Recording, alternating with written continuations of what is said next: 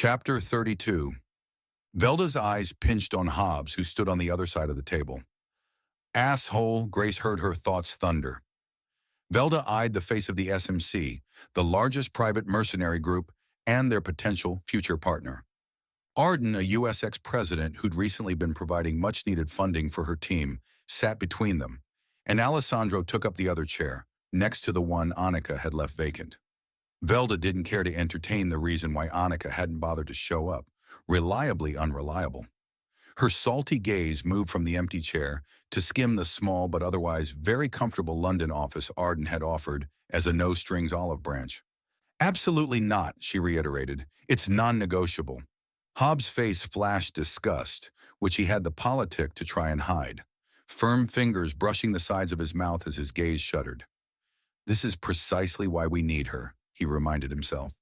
It's why the people want her, will comply with anything she asks of them. With her face and branding, Arden's money and political expertise, and his own mercenaries, they would be unstoppable.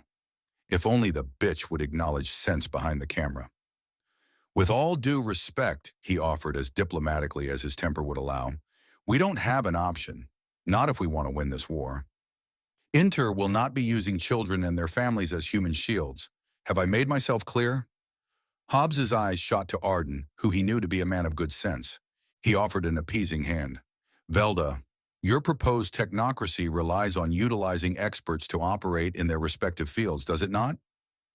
Ethically, Velda hastened to add. Of course, Arden continued. I'd ask you then to also consider the daily deaths amounting as a result of the troubles continuing longer than need be. Hobbs has offered a way to shorten the war by years. We do that. We save countless lives overall. But Velda shook her head.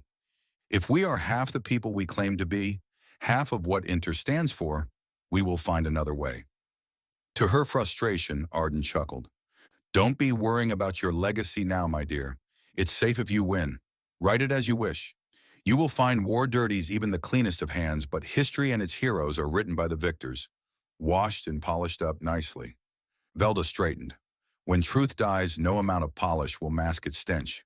Inter is the people's technocracy. There's a smarter way to go about it, I can feel it. But Velda instantly regretted using a reference to feelings given the expression it splashed across Hobbs and Arden. She glared at Alessandro.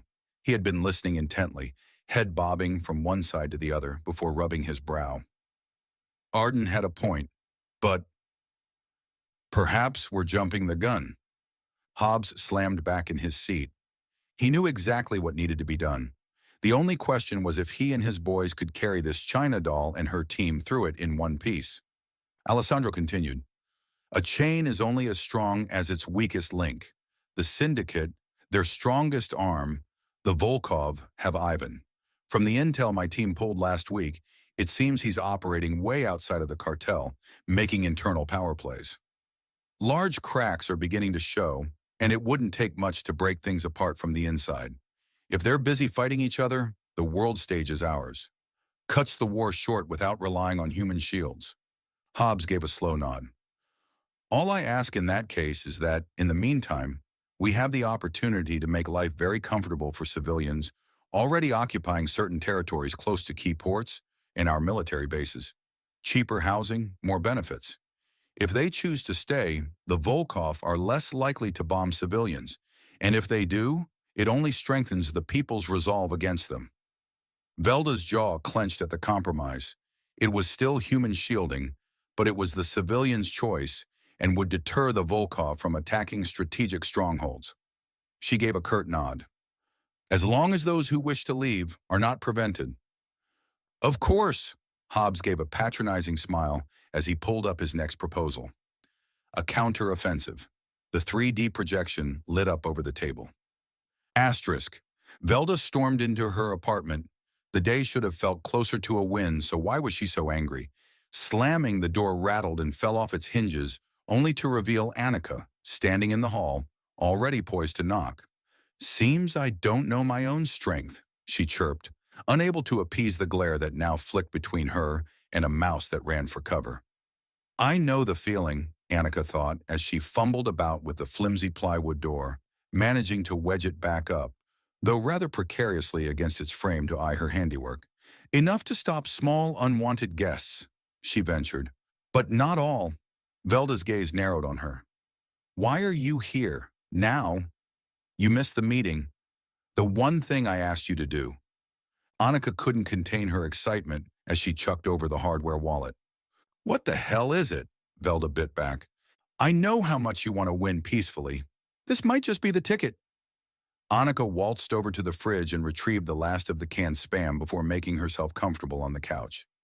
Alessandro and I have been hacking Volkov servers for a while now, since we've got close with their competition and wanted to check the SMC were genuine about an alliance and not using it to set us up, she spluttered between mouthfuls. Showed him some transcripts last week, just stuff. But then, found Don's son, Ivan, taking liberties, making power plays behind his dad's back.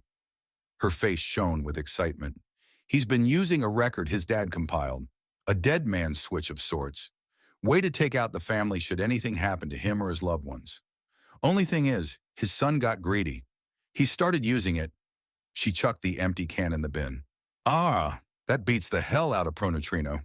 She opened the empty cupboard and looked back at Velda. Got any more? No. Her twin snapped, glancing back at the ledger in hand. If she knew her sister, and she did, this would only mean trouble. Where'd you get it? Annika didn't answer, but her eyes sparkled with mischief. Another loan op? You had that important meeting and... We had that important meeting. Annika shrugged. You were always much better at that sort of thing. Being responsible, Velda scoffed. It was a narrow window. Annika waltzed over to the chair and slumped into it. Just between us, it might be worth keeping whatever's on that ledger away from Hobbs and his boys. Right now, they need your help to deal with the Volkov and secure the people.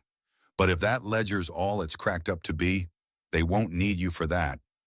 You've seen what's on it? Annika shook loose red curls. I've seen what they said about it, but it's encrypted. Will take time to hack. Asterisk. The following week, Arden's money had begun to flow in thick and fast for renovations and expansion of Inter's new offices in their attempt to avoid an about-turn from Velda. Hobbs's men were to help with the refurbishments. Velda couldn't deny things were a lot more comfortable since their partnership with the SMC and life had become more peaceful for her people. Now they were on the same side and under their protection, although the additional personalities roaming the halls were beginning to grate.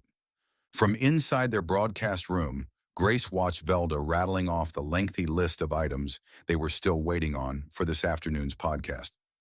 And another tripod. She finished as Ruder poked his head in, narrowly missing Annika, who made for the door. That was my name in college, Ruder smiled as Velda's skeptical gaze ran over him. Looking for Hobbs's office? His smile widened on Annika's clear amusement. Velda gestured down the hall, wafting him out as quickly as she could, the door swinging closed in his wake. We've let in God knows what? A sense of humor? Annika teased. God forbid. It was at that moment, staring back at Velda, that Annika realized if looks could kill, she'd have been dead long before this. World's gone to shit and I'm trying to bring reform using a team with questionable people and dubious motives at best.